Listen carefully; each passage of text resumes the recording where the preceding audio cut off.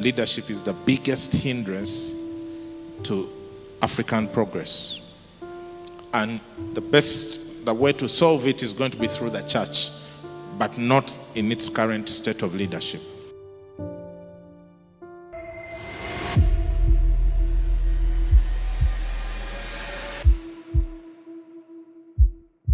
The leaders who make a difference have a compelling vision.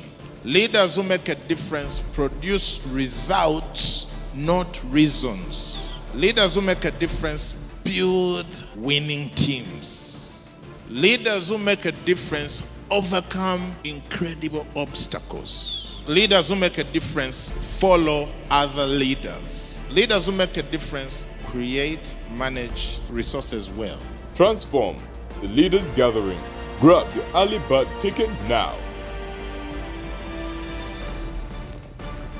So leaders, are you ready to make a difference?